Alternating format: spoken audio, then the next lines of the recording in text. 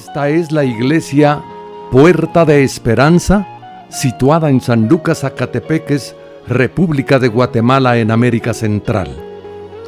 Para la gloria de Dios, nuestra congregación fundamenta su fe en Jesucristo y en las Santas Escrituras.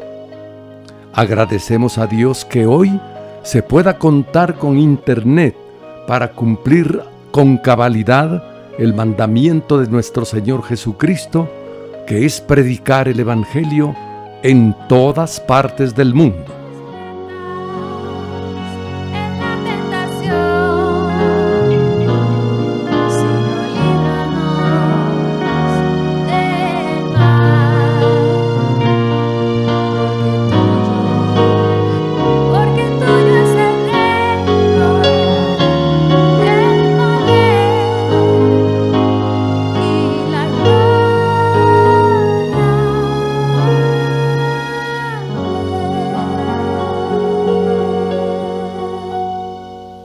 Con mucho agrado, ofrecemos hoy la prédica de nuestro pastor general, el licenciado Gustavo Adolfo Bonilla. Estamos entonces en el capítulo 1 de la carta del apóstol Pablo a los romanos. Dijimos al principio que esta carta fue escrita desde Corinto hacia Roma y la llevó una de las diaconisas llamada Febe, y que la iglesia había sido formada a distancia y que Pablo comisionó a Priscila y Aquila para que se encargaran de esta iglesia. Hemos visto ya 16 versículos.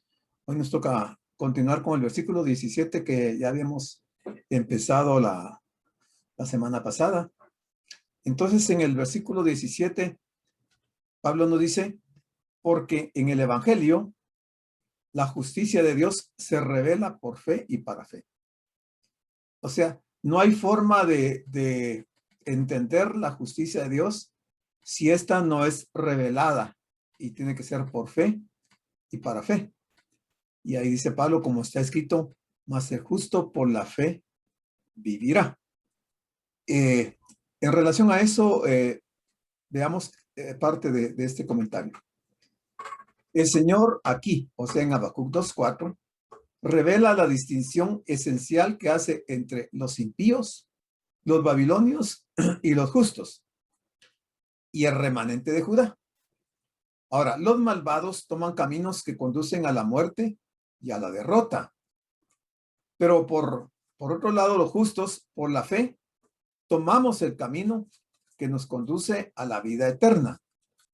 El rey y el reino de Babilonia fueron la encarnación de la maldad en el mundo en aquel tiempo. Ya Habacuc había descrito anteriormente la arrogancia de este rey. Ahí lo vemos en el libro de Habacuc. Él describe ahí la arrogancia de este rey. Y toda la humanidad, dice, ha caído por el pecado bajo la maldición de Dios. O sea, notemos esto, qué interesante, que toda la humanidad ha caído por el pecado bajo la maldición de Dios. Eso es algo muy grave, ¿verdad? Caer bajo la maldición de Dios, eso es terrible. Y dice que esa humanidad es incapaz de salvarse a sí misma de la ira y de la maldición de Dios.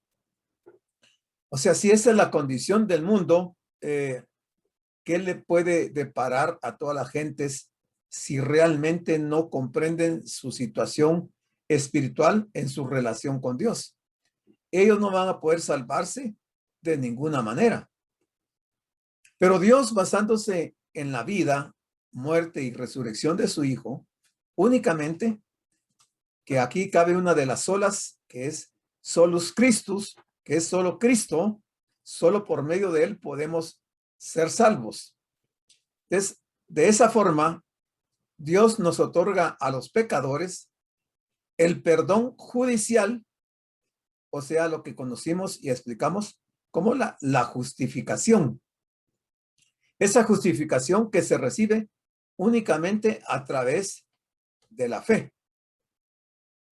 La doctrina teológica de la sola fide, que es una de las solas, sola fide es solo la fe, o solo por la fe, afirma que el perdón de Dios para los pecadores culpables se concede y recibe a través de la fe sola.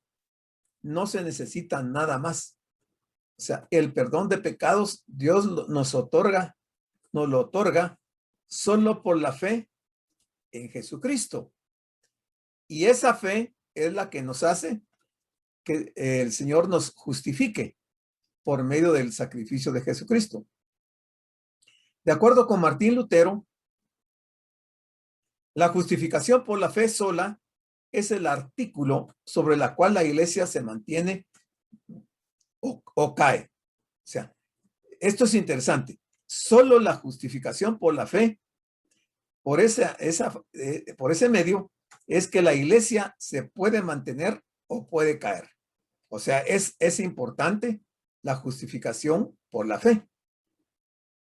El protestantismo histórico ha mantenido a la justificación, o sea, sola fide, solo la fe, en contra de la religión católica en especial, pero también en oposición a los aspectos significativos de la ortodoxia oriental. Y vean esto, qué interesante, lo que lo determinó en el Concilio de Trento. En el Concilio de Trento, la Iglesia Católica declaró en el Canon 14 sobre la justificación que si alguno dijere que el hombre queda absuelto de los pecados y se justifica precisamente porque cree con certidumbre que está absuelto y justificado, o que ninguno lo está verdaderamente, sino el que cree que lo está, y que con sola esta creencia queda perfecta la absolución y justificación, dijeron los católicos que esa persona era anatema. Mire qué tremenda la declaración de ese Concilio de Trento de la Iglesia Católica, negando que la salvación era solamente por la justificación por medio de la fe. Y aquellos que declararan en aquel tiempo, que declararan que eran salvos por haber creído en Jesucristo, por la fe en Jesucristo, entonces la Iglesia Católica los excomulgaba y los declaraban como personas anatemas. Qué tremendo error, ¿no? Y yo creo que hasta el día de hoy algo de esto se mantiene todavía en la Iglesia Católica, porque para ellos no es suficiente solo la fe en Jesucristo. Ellos tienen sus propios dogmas, tienen sus propios medios y escrituras con las que ellos se guían, y no toman la escritura. Por eso es que es importante las 5 solas, porque la primera es la escritura. O sea, solo la escritura. No se acepta, por lo menos de parte de Dios, no se acepta ningún dogma, ningún catecismo, ninguna enseñanza que sea aparte de la Biblia. Por eso es que es solo la escritura, solo la fe, solo la gracia, solo por Cristo, y la gloria solo para Dios. Esto riñe con las prácticas y las creencias de la Iglesia Católica, pero esto es lo que aquí Pablo nos está transmitiendo, y fue lo que Martín Lutero descubrió, y fue que promulgó estas doctrinas. Juntamente Calvino también las respaldó, y de ahí para acá que entonces tenemos ya una iglesia protestante reformada. Sin embargo, debo decir que no toda la iglesia evangélica es protestante reformada, sino que hay sus distintas denominaciones, digamos, el pentecostales, los bautistas, los presbiterianos y todas estas ramas, y muchas de estas no son iglesias reformadas. Con esto quiero decir que no están basándose en lo que el apóstol Pablo, al apóstol Pablo se le reveló, y que lo estamos viendo en esta carta a los romanos, sino que se siguen otras enseñanzas y se asumen que para la salvación, por ejemplo, digamos, los arminianos no creen que la persona se salve solo por la fe, sino que le atribuyen a la persona cristiana que si él toma la decisión de salvarse, se salva. Entonces deja en manos de la persona la salvación, lo cual es un tremendo error. Y de estas iglesias de corte arminiano tenemos muchas. No podemos decir que los arminianos están totalmente equivocados porque hay muy buenas enseñanzas de parte de ellos. Pero con respecto a la salvación, ellos le dan mucho valor a la decisión del ser humano, cosa que nosotros que somos de una corriente calvinista, que dijéramos somos de Pablo, de la doctrina de Pablo, sabemos que nos salvamos solamente por la fe en Jesucristo, por el sacrificio que él hizo en la cruz, por su sangre derramada, y que eso es suficiente para la salvación. Nosotros no necesitamos hacer obras, no necesitamos hacer nada, excepto creer.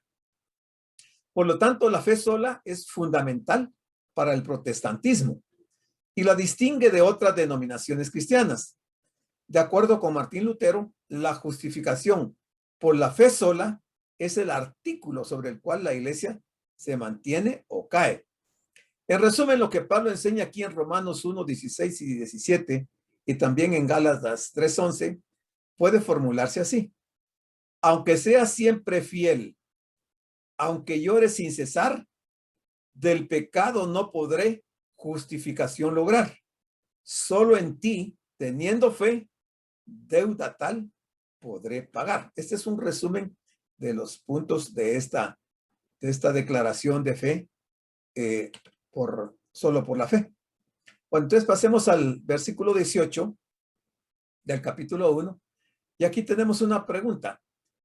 ¿Por qué el profeta Habacuc y el apóstol Pablo aseguran que el justo por la fe vivirá?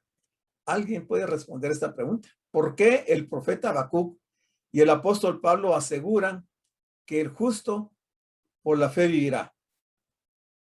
Porque la ira de Dios, o sea, la respuesta, digamos así, básica de por qué el profeta Habacuc y el apóstol Pablo aseguran que el justo por la fe vivirá, porque la ira de Dios se revela desde el cielo contra toda impiedad. Notemos que aparte de la justificación, aquí entramos a un tema un poquito más delicado. Ya vamos y entramos ya a la parte de la ira de Dios. Así como la justificación le fue revelada a Pablo, también le fue revelada la ira de Dios. Porque dice que la ira de Dios se revela desde el cielo contra toda impiedad e injusticia. Aquí hay dos términos importantes, la impiedad y la injusticia, que no son lo mismo. Y habla de la impiedad y la injusticia de los hombres que detienen con injusticia la verdad. O sea, si comentamos este versículo, diríamos que la ira de Dios se revela desde el cielo contra aquellas personas que con injusticia detienen la verdad. Cuando hablamos de la verdad, estamos hablando de Jesucristo, pero también estamos hablando de la palabra de Dios. Entonces quiere decir que estas personas que probablemente no se han dado cuenta porque no han leído las escrituras y que están deteniendo con injusticia la verdad, sobre de ellos va a caer la ira de Dios. Y si va a caer la ira de Dios sobre estas personas, entonces tenemos que entender qué es la ira de Dios, qué se entiende por la ira de Dios. La ira de Dios, para entenderla, tenemos que ver Juan 3:36, Romanos 9:22, Efesios 5:6, Colosenses 3:6 y 1 Tesalonicenses 1:10. Pero es esto, la ira de Dios es su constante indignación. Eso es la ira de Dios, su constante indignación. Y esto difiere de la furia, que generalmente la furia apunta en la dirección del enojo. No está hablando del enojo de Dios, sino está hablando de la indignación de Dios. O sea, Dios se siente indignado cuando las personas con injusticia detienen la verdad. O sea, el enojo violento, de repentinos arrebatos de cólera, no es eso a lo que se está refiriendo la ira de Dios, sino que está refiriéndose a la indignación. Se está indicando la manifestación final de la venganza divina, porque esto es lo que finalmente va a tener aquella persona sobre quien caiga la ira de Dios. Lo que se va a ver es la venganza de Dios. Como habla de que se revela, lo que se quiere decir aquí es que esta ira se revela en acción. Por ejemplo, vemos una revelación de la ira de Dios por medio del diluvio. Eso lo vemos en Génesis 3:8. Al ver el diluvio, lo que estamos contemplando ahí es la venganza divina que está traducida en la ira de Dios. O sea, provocar a Dios a la ira puede tener consecuencias muy drásticas para el ser humano. También lo vemos la ira de Dios en la destrucción de Sodoma y Gomorra, que está en Génesis 19. Ahí vemos también una venganza divina y vemos la indignación de Dios, cómo se sentía tan indignado que derramó su ira sobre Sodoma y Gomorra y la destruyó. Pero también tenemos otro ejemplo como las plagas de Egipto y lo vemos finalmente en las copas de la ira del Apocalipsis en el capítulo número 16. Entonces, ¿qué clase de gente está describiendo Pablo en este capítulo 1 de los versículos 18 al 32? ¿A quiénes se está refiriendo sobre esta venganza de Dios, sobre esta ira de Dios? Dice, hay quienes sostienen que al no mencionarse la palabra gentiles en esta sección, y visto que algunos de los pecados aquí catalogados eran cometidos tanto por los judíos como por los gentiles, la conclusión lógica es que el apóstol se está refiriendo a personas no regeneradas, o sea, no nacidas de nuevo, no resucitadas a la vida espiritual. Hacia esas personas está él dirigiendo esta enseñanza de la ira de Dios. Y no solamente a los gentiles, porque muchas gentes creen que esto es solo para los gentiles y no para los judíos. Aquí entra todo el mundo, siempre y cuando no estén regenerados. También esto parecería indicar que hasta este punto Pablo ha estado hablando principalmente de los gentiles. Finalmente, podemos preguntarnos, ¿no comprueba Romanos 3:19 que el apóstol había estado hablando acerca de dos grupos, a saber, gentiles y judíos? Efectivamente, Pablo está hablando de los dos grupos, de gentiles y judíos. O sea, él está hablando de todo el mundo, pero está hablando de los no regenerados. Por todo esto, llegamos a la conclusión que en Romanos 1:18 a 32, la referencia es mayormente a gentiles, mayormente, porque es en menor proporción para los judíos. No hay recurso u otra manera de salvarse, o sea, no hay otra forma de salvarse que la de aceptar el evangelio por fe. Esa es la única forma que el Señor dejó para todo el mundo. Si queremos ser salvos, tiene que ser por medio del evangelio y por la fe. Porque de la ira de Dios, el hombre es completamente incapaz de salvarse a sí mismo. Imposible que el hombre que no haya aceptado el evangelio se vaya a escapar de la ira de Dios. No se va a salvar, se va a perder, ya sea por el cumplimiento de las obras de la ley o algún otro medio. Ninguno de los medios van a ser suficientes para que las personas se salven. Lamentablemente tenemos muchas iglesias que están creyendo que las obras pueden salvar a las personas. La salvación no es por obras.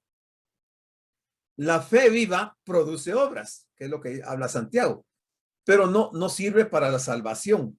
Sirve para manifestar que la fe está viva. Tito 3:5 nos dice, nos salvó no por obras de justicia que nosotros hubiéramos hecho. Definitivamente. Nadie de nosotros, de los que estamos en esta noche reunidos, hemos sido salvos por obras de justicia que hubiéramos hecho, sino por su misericordia, por el lavamiento de la regeneración y por la renovación en el Espíritu Santo. Aquí Pablo está dando otro fundamento bíblico bien interesante de que la salvación es solamente por la misericordia de Dios que nos lavó y nos regeneró y nos renovó en el Espíritu Santo por medio de la muerte de su Hijo Jesucristo. Dice el 3:6, el cual derramó en nosotros abundantemente por Jesucristo nuestro Salvador. Aquí completa el 6, completa el 5. Y el 7 ratifica lo que ya hemos estado diciendo. Para que justificados por su gracia, viniésemos a ser herederos conforme a la esperanza de la vida eterna.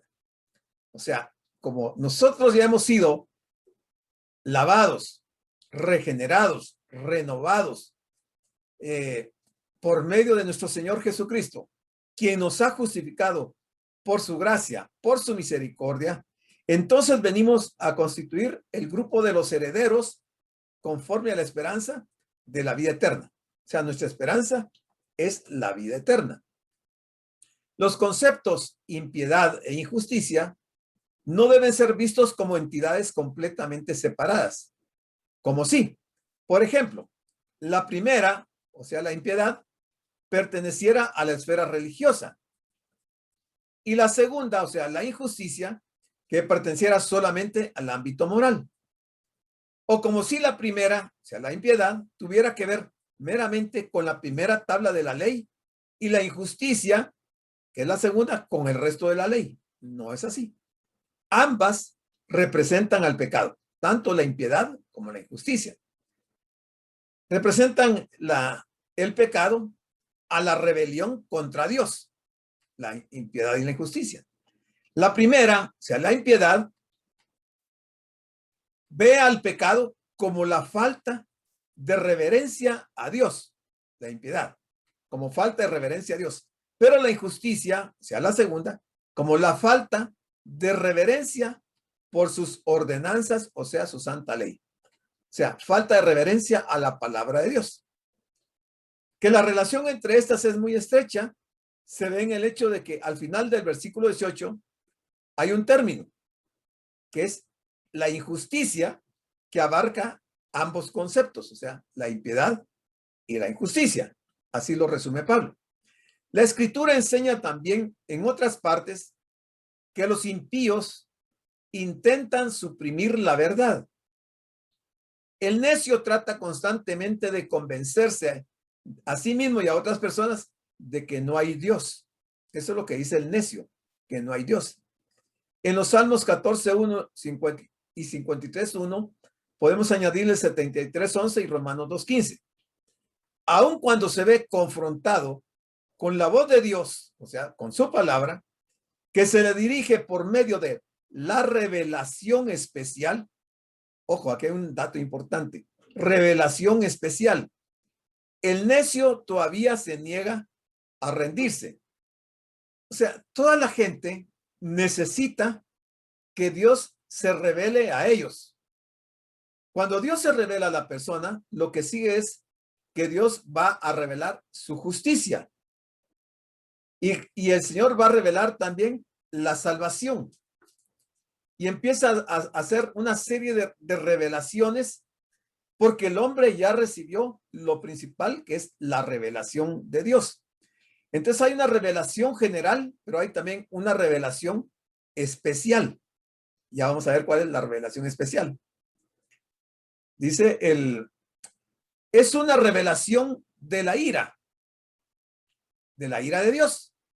Y es una revelación contra la injusticia, con toda la injusticia. Es una revelación del pecado del hombre. Empezando aquí con el versículo 18 y siguiendo hasta el capítulo 3, versículo 20, vamos a ver la revelación del pecado del hombre. El hecho universal es que el hombre es pecador. El axioma que se puede apuntar aquí es que el mundo es culpable ante Dios y todos necesitan la justicia de Dios. ¿Qué es axioma? Un axioma es un término matemático que dice que es una verdad tan clara que no necesita demostrarse. Un axioma es una verdad tan clara que no necesita demostrarse. Y así es el hecho universal de que el hombre es pecador. Es una verdad tan clara que no se puede ignorar. No necesita demostrarse. Y todos necesitan de la justicia de Dios. Todos necesitamos de la justicia de Dios. Creyentes y no creyentes. Para nosotros, la justicia de Dios se nos reveló por medio del derramamiento de la ira de Dios sobre su Hijo Jesucristo. Ahí adquirimos la justicia de Dios. Se nos aplicó la justicia de Dios. Porque Dios fue satisfecho en su ira al derramarla sobre su Hijo. Entonces nosotros ya podemos ser vistos por Dios como justos, como justificados. Y es que la ira de Dios también es su sentimiento más que su castigo por el pecado. Es su santa ira. La ira es opuesta a la justicia, totalmente opuesta a la justicia. La frase está siendo revelada constituye la respuesta de Dios a quienes afirman que el Antiguo Testamento presenta a un Dios de ira. Eso es lo que la gente comenta. Mientras que el Nuevo Testamento presenta a un Dios de amor. Lo separan así de esta manera. O sea que en el Antiguo Testamento la gente cree que ahí se revela a un Dios de ira y que en el Nuevo Testamento se revela a un Dios de amor. Pero hay una revelación continua, tanto en el Antiguo Testamento como en el Nuevo Testamento, de la ira de Dios. Este es el desagrado constante e insistente de Dios ante la maldad. Y Dios no cambia. Por eso decimos que uno de los atributos de Dios es que Él es inmutable. Porque Él no va a cambiar. O sea, ya sea Antiguo Testamento o Nuevo Testamento, Dios no cambia. La ira de Dios siempre va a ser manifestada, va a ser revelada y va a ser derramada en contra de la injusticia y de la impiedad. Dios es misericordioso, no porque sea indulgente con el pecado, sino porque Cristo murió por nuestros pecados. El pecador debe tener o bien la justicia o la ira de Dios. Cualquiera de las dos cosas, la justicia o la ira de Dios. Ambas se revelan desde el cielo, porque ya vimos ahí que Pablo dice que es revelada desde el cielo. La impiedad es lo que está contra Dios, la impiedad. O sea, es la negación del carácter de Dios. Es el desconocimiento de la existencia misma de Dios. Eso es pecado. Negar el carácter de Dios, el desconocimiento de la existencia misma de Dios, eso es pecado, lo cual va a tener sus consecuencias. Aquí hay otra pregunta. ¿Por qué el hombre conoce solo algunos aspectos de Dios? ¿Por qué el hombre conoce solo algunos aspectos de Dios? Porque yo me atrevo a decir que ni ustedes ni yo conocemos 100% a Dios. Solo conocemos algunos aspectos. ¿Por qué? Solo conocemos algunos aspectos. Porque, dice el versículo 19, lo que de Dios se conoce les es manifiesto. O sea, lo que nosotros conocemos de Dios es lo que Dios nos ha revelado. Y Dios es el que nos ha revelado, nos ha manifestado ese conocimiento de su persona, de su carácter. Nosotros lo conocemos por revelación que Él nos ha dado. O sea, es una revelación parcial de la persona de Dios.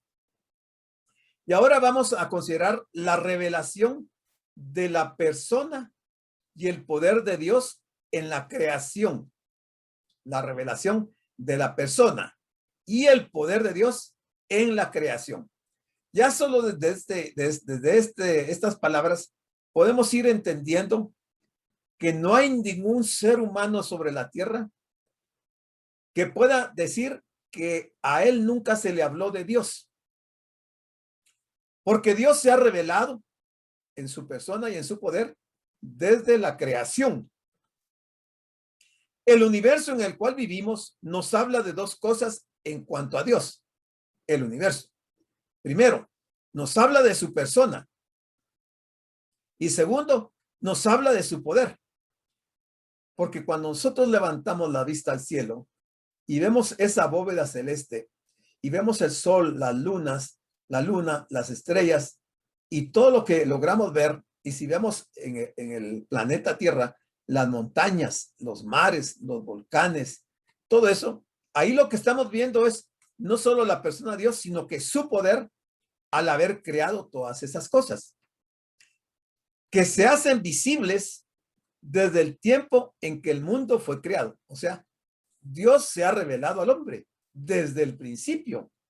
Por eso es que ningún hombre va a poder decir que Dios fue injusto, porque a él nunca se le predicó, porque él vivía en una región muy apartada del mundo, donde no había energía eléctrica, donde no llegaba ninguna persona a predicar, y que entonces él es ajeno, él no es responsable porque nadie le habló de Dios. Pues simplemente con que él mire a su alrededor y mire al cielo, ahí está la revelación de Dios. Entonces nadie va a poder alegar ignorancia. La revelación especial de Dios también es por medio del evangelio. Aparte de la general, que es por todo lo creado, la revelación especial es por medio del evangelio. Ahí está Dios revelado en el evangelio, que tantísimos gentiles nunca han oído. Dios de todos modos se ha hecho conocer y continúa haciéndolo por medio de su revelación general en la naturaleza, en la historia, aún en la conciencia del hombre. O sea, el hombre, muy dentro de sí, por ignorante, por ateo que sea, la conciencia le dice que detrás de toda la creación hay un ser supremo. Y entonces Dios le ha revelado al hombre en esa revelación especial también, no solo por la naturaleza, sino que también en su conciencia. Aquí con un énfasis particular en la revelación de Dios en la naturaleza, es decir, en la creación. No es que los hombres, actuando por propia iniciativa, hayan descubierto a Dios. No es así. Sino que, como lo afirma el pasaje, Dios les ha hecho conocer a ellos lo que puede ser conocido de él en el terreno de la creación. O sea, Dios lo manifestó y de esa manera se lo ha revelado a toda la raza humana. Entonces, ¿cómo pueden ser vistas las cosas invisibles de Dios? La creación es una luz clara de la revelación que declara que hay un Dios invisible. La creación es uno de los métodos por los cuales Dios se revela y es la primera revelación que el hombre tiene en cuanto a Dios. El salmista dijo en el Salmo 8:3, cuando veo tus cielos, obra de tus dedos, la luna y las estrellas que tú formaste, y sigue ahí el versículo, pero yo solo quiero resaltar, dice, cuando veo tus cielos, o sea, simplemente con levantar la vista, podemos ver la obra de los dedos de Dios, podemos ver la luna y las estrellas que él formó, porque no hay aquí, no cabe ninguna doctrina o ninguna enseñanza de las que el hombre con su filosofía trata de explicar la existencia del universo. Luego en el Salmo 19, del 1 al 3 dice, los cielos cuentan la gloria de Dios. Los cielos cuentan la gloria de Dios. Y el firmamento anuncia la obra de sus manos. Un día emite palabra a otro día y una noche a otra noche declara la sabiduría. El salmista aquí nos está dando estos salmos, estos textos, para hacernos ver qué tan fácil es que nosotros podamos entender la revelación de Dios y la existencia de Dios. En Hechos 14:17, Pablo dijo las siguientes palabras. Si bien no se dejó a sí mismo sin testimonio, haciendo bien, dándonos lluvias del cielo y tiempos fructíferos, llenando de sustento y de alegría nuestros corazones. O sea, todas las manifestaciones del cielo, o sea, la lluvia, los tiempos fructíferos, todo eso es otra forma de entender la existencia de Dios. Y en Hechos 17:29 también Pablo dice, siendo pues linaje de Dios, no debemos pensar que la divinidad sea semejante a oro o plata o piedra, escultura de arte y de imaginación de hombres. O sea, ya Pablo aquí le está diciendo a las gentes que la idolatría no es la revelación de Dios. La revelación de Dios general está en la creación misma y en su palabra la revelación especial. La creación revela el poder y la existencia inmutables de Dios. Mire qué sencillo. Por eso decía que nadie va a poder alegar ignorancia aquel día delante del Señor. El Salmo 14:1 dice el necio en su corazón, no hay Dios. Pero eso lo dice el necio. Entonces, esa gente que dice que Dios no existe, o que Dios está muerto, o que en el planeta donde vivimos es producto de una explosión de dos planetas y el Big Bang, y que el hombre salió de una bacteria y que fue creciendo y hasta que llegó a ser hombre. Eso es lo que dice el necio, que no hay Dios. Pero la palabra de Dios, o sea, la revelación especial, nos dice el inicio de la raza humana, cómo es que el ser humano empezó a vivir en este planeta. Versículo número 19, aquí cabe otra pregunta. Dice, ¿por qué el hombre no tiene excusas?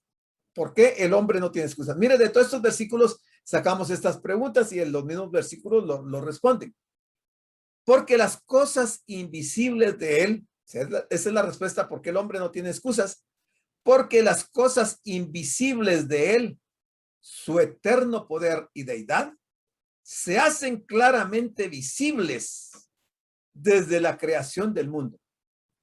Hay aquí un juego de palabras que alguien podría decir, yo no lo entiendo, pero las cosas invisibles de Dios, su eterno poder y deidad, se hacen claramente visibles desde la creación del mundo, siendo entendidas por medio de las cosas hechas. O sea, las cosas invisibles de Dios las vamos a entender por las cosas que ya han sido hechas. De modo que no tienen excusa. Imposible, aquí está siendo Pablo muy categórico en decir que ningún ser humano en ningún rincón del mundo tiene excusa para creer que Dios no le fue predicado, que él no conoció nunca a Dios, porque esas cosas invisibles de él, su poder y su deidad, se hacen claramente visibles siendo entendidas por medio de las cosas que han sido hechas. La creación revela con tanta claridad a Dios que el ser humano no tiene excusa. Esta sección revela la base histórica del pecado del hombre. O sea, este punto que ya estamos viendo aquí empezando el capítulo 1, versículo 19. Dice que no surgió debido a la ignorancia del hombre. No es por la ignorancia del hombre. Fue una revelación voluntaria del hombre ante la luz clara. Clarísimo. Porque nadie podemos negar la existencia de los planetas, del sol, la luna, montañas, volcanes, mares, todo eso. Ahí tenemos la revelación de Dios. Ahí se está revelando él al ser humano, por lo cual nadie tiene excusa. Hasta aquí, Pablo nos ha dicho que hay dos revelaciones de Dios. Primero, la natural, o sea, la general, la natural de Dios. ¿Quién no se siente absorto al contemplar la belleza del arco iris? Por ejemplo, pero también cuando previo a ese arco iris sentimos la furia de una tormenta y una tempestad, ¿quién no se preocupa en ver las manifestaciones de los tiempos en el mundo? Es la manifestación natural de Dios. La naturaleza no es siempre buena. La segunda de las revelaciones es la especial, por medio de la palabra de Dios. O sea, si la gente ha leído la palabra de Dios, es otra forma de entender que Dios se le está revelando a él y que Dios existe. Y es que el Creador vino a la tierra por medio de Jesucristo. Se hizo hombre, sufrió y murió en la cruz para revelar el amor de Dios. Luego resucitó y ascendió al cielo, en donde contemplamos su amor por los pecadores. O sea, esta revelación, esta segunda revelación, o sea, la especial, que es por medio de la palabra, nos describe con lujo de detalle la venida de nuestro Señor, su vida, su ministerio, su muerte, su resurrección, su ascensión, y a través de todo ello podemos contemplar el amor de Dios por los pecadores. Porque para que Dios haya enviado a su Hijo a morir en esta tierra para salvarnos, eso no es más que una de las más grandes muestras de amor por los pecadores. Entonces, ahí tenemos la revelación especial de Dios y de su poder. En los versículos 16 y 17, Pablo había estado hablando sobre la revelación de Dios en el Evangelio que trae la salvación. Ahora aquí en los versículos 19 y 20, él ha hecho la transición de la revelación especial a la general. Él habla ahora de las cosas hechas, esto es, de la revelación de Dios en sus obras, queriendo decir en la creación o la naturaleza. Las cualidades invisibles de Dios, que Dios es invisible, es algo que se enseña en todas las partes de la Escritura. Por eso dice, por ejemplo, Juan 1:18 dice, a Dios nadie le vio jamás. Pero sí podemos ver las obras de Dios, las cualidades de Dios en la naturaleza. Y podemos verlo también en Colosenses 1:15, en 1 Timoteo 1:17 y en Hebreos 11:27. En cuanto a este eterno poder, ello es evidente en todas las obras de Dios. Y eso lo podemos ver en Salmo 111:2, Salmo 118:17, Salmo 119:27, 139:14 y 145:10. Lo vemos también en la liberación de Israel de Egipto, en Éxodo 21:2. Una y otra vez los salmistas y los profetas se refieren a los poderosos hechos de Dios. Nadie es capaz de detener su mano, según dice Daniel 4:35. Él hace lo que le place, porque nada es demasiado difícil para él. Génesis 18:14, Jeremías 32:37. Pablo piensa en el Dios que creó los cielos y la tierra y que los establece por medio de sus decretos perpetuos, según Génesis capítulo 1 y Salmo 104. Mire cuánta cita bíblica hay para demostrar escrituralmente la existencia de Dios y su poder y sus hechos. El término su naturaleza divina indica la suma de todos los gloriosos atributos de Dios. En este caso, especialmente aquellos que causan y dejan una impresión en la mente de todos. La exhibición del poder, la exhibición de su sabiduría, la exhibición de la bondad de Dios en el universo creado. Pasajes tales como el Salmo 8, Salmo 19 e Isaías 40 arrojan luz adicional sobre el tema. O sea, hay suficiente base bíblica para que aquel que no cree en Dios vea por medio de una revelación especial a través del Evangelio, a través de la Biblia, todos estos textos que hablan de la existencia de Dios y de su poder. La traducción sus cualidades invisibles se han visto claramente. Reproduce correctamente el sentido del idioma original, pero no alcanza a hacer justicia a su belleza. Imposible que todas estas escrituras describan en su justa dimensión la belleza de nuestro Dios. Entonces la pregunta es, ¿pero cómo es posible ver lo invisible? ¿No es acaso cierto que los ojos físicos son incapaces de ver las cualidades invisibles de Dios? Es cierto. Pero mientras nuestros ojos están observando las glorias del universo que Dios creó, el alma con su ojo invisible queda profundamente impresionada. Ve claramente el poder de Dios desplegado en las cosas que han sido hechas, es decir, en las obras de Dios. Como dice el apóstol Pablo, todas las cuales son suficientes para convencer a los hombres y para privarles de toda excusa. Y aún así no hubo respuesta de adoración y gratitud a Dios. O sea, el hombre sí ha contemplado, podríamos decir que la mayor parte de la población mundial ha contemplado la naturaleza.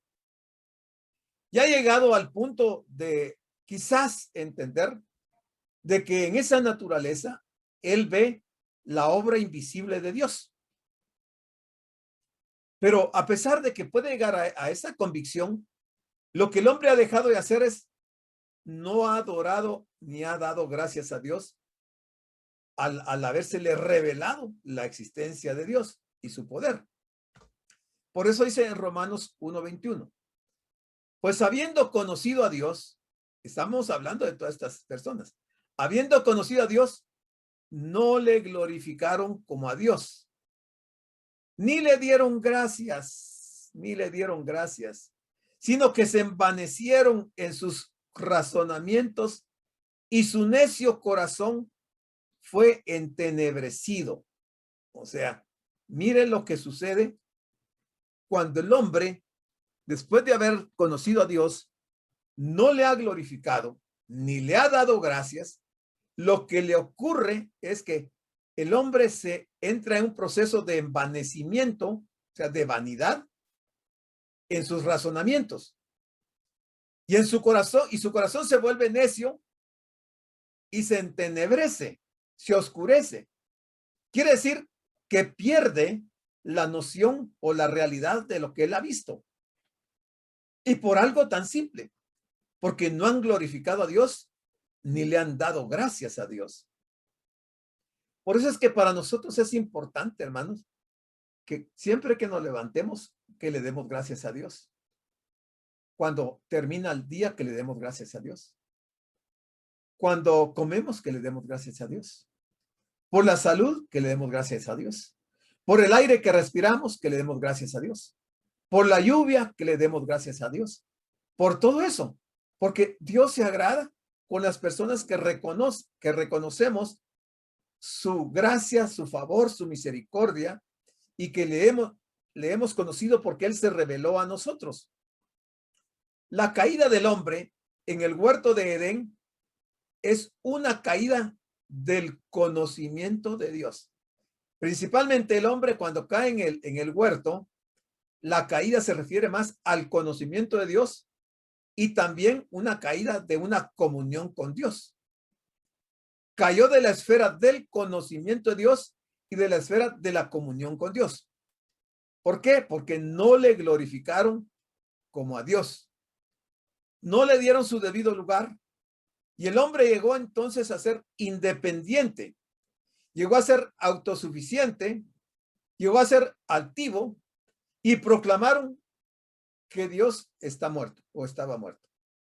Porque hoy oímos muchas de esas expresiones. Hay algunas películas que dicen que el título es ese, Dios está muerto. Y es porque el hombre tiene un corazón entenebrecido, porque no adoraron a Dios ni le dieron gracias por esa revelación. Proclamaron que Dios estaba muerto, le volvieron las espaldas a Dios y convirtieron al hombre, al mismo hombre, en su Dios. Y ese es el proceso que Pablo nos viene detallando aquí en este capítulo 1 del libro de Romanos. Todo ese proceso de esa degradación del hombre. Cuando dice que no le dieron gracias a Dios, o sea, el dejar de dar gracias a Dios revela que el hombre ha roto su relación con Dios. El dar gracias es parte integrante de la vida cristiana.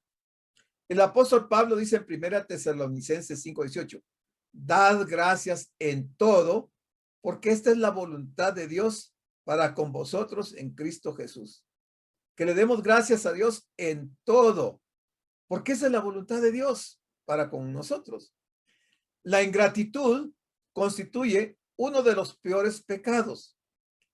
Shakespeare dijo: aborrezco más la ingratitud que un hombre en un hombre que la mentira, y aborrece más la ingratitud que la vanidad, aborrece más la ingratitud que la murmuración, aborrece más la ingratitud que la borrachera, cualquier otra mancha de vicio.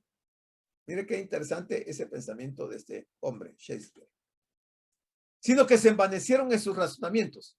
Cuando el hombre rehúsa retener a Dios en sus pensamientos, entonces la vanidad llena el vacío. El hombre se envanece en sus imaginaciones. Y uno de los resultados es la hipótesis de la evolución. La evolución. Al ser descartado el Dios de la creación, el hombre imagina toda clase de filosofías en cuanto a la creación del mundo y le ha dado gran importancia a la evolución del ser humano y aún la evolución del planeta. Dice, y su necio, o sea, su no inteligente corazón, que es el lugar de emoción, de juicio y voluntad, fue oscurecido. O sea, recibió tinieblas espirituales. Aquí se trata de la rebelión intelectual contra Dios, que continúa aún en el día de hoy. Esto conduce a la inhabilidad para distinguir o discernir entre la verdad y el error. Este es el motivo por el cual muchos de los intelectuales de nuestros días se han entregado completamente a ideologías ateas. Habiendo rechazado la revelación de Dios, aceptan los razonamientos de los hombres. Fíjese que en los versículos a los que vamos a llegar, vamos a aterrizar en las consecuencias de que Pablo empezó diciendo que los hombres se han envanecido, que el evangelio se revela por fe, que él no se avergüenza del evangelio porque es poder de Dios para salvación. Luego entra a tocar el tema de la revelación de Dios, tanto la revelación especial como la revelación general, y pareciera que lo que él va a decir a continuación no tiene razón de ser o no tiene ninguna relación con lo que él viene describiendo, pero él nos está dando el proceso por el cual el hombre finalmente va a tener que pagar cara esa revelación, esa falta de conocimiento de Dios. Cuando dice que profesando, una afirmación sin fundamento, profesando ser sabios, se hicieron necios. Y esta es otra declaración paradójica. La sabiduría jactanciosa de los hombres es locura para con Dios. La filosofía vana, según se afirma, es lo mejor del hombre, pero es locura para Dios. Como dijo el apóstol Pablo en 1 Corintios 1:21. Puesto que el mundo, mediante su sabiduría, no reconoció a Dios a través de las obras que manifiestan su sabiduría, agradó a Dios salvar a los creyentes por la locura de la predicación.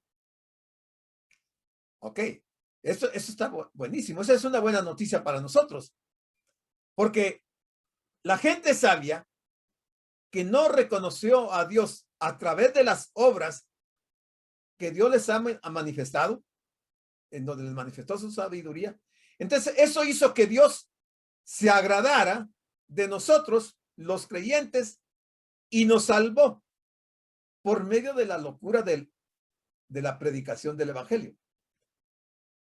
Pero ¿qué va a decir Pablo con aquellos que han rechazado el conocimiento de Dios, la revelación de Dios? ¿Qué va a pasar con ellos? Dice, y cambiaron la gloria del Dios inmortal por imágenes del hombre mortal, de aves, de cuadrúpedos y de reptiles.